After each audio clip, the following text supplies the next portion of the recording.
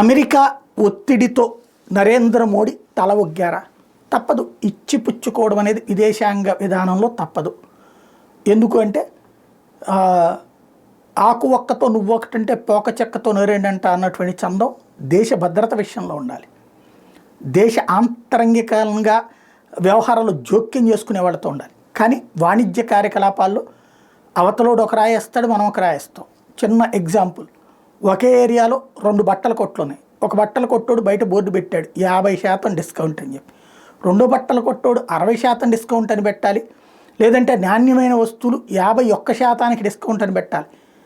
అలా పెట్టకపోతే వ్యాపారంలో ఉండదు. నేను కరెక్టు, నా దగ్గరికే వస్తారు అనుకుంటే అది పొరపాటు. వ్యాపార పోటీ ఎట్లాగో అది వాణిజ్యపరమైన పోటీ దేశాల మధ్యన. అమెరికా ఆంక్షలు పెడితే మన దేశం నుండి ఎగుమతి అయ్యే వాళ్ళు దెబ్బతింటారు. కాబట్టి ఆ ఆంక్షల్ని సాధ్యమైనంతగా తగ్గించే దిశగా అడుగులు పడుతున్నాయి.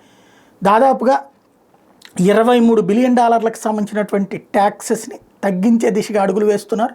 అప్పుడు ఆయా సంస్థలు మన దేశంలోకి వచ్చినప్పుడు మనకి పోటీ పడి దానివల్ల నష్టం జరగదా? ఖచ్చితంగా జరుగుతుంది. కాకపోతే ఎగుమతులకి సంబంధించినటువంటి నిషేధం వలన జరిగే నష్టంతో పోల్చుకుంటే ఈ నష్టం తక్కువ. వీటిలో నష్టం ఏది ఎక్కువ ఏది తక్కువ అన్నదాని ఆధారంగా నిర్ణయాలు ఉంటాయి.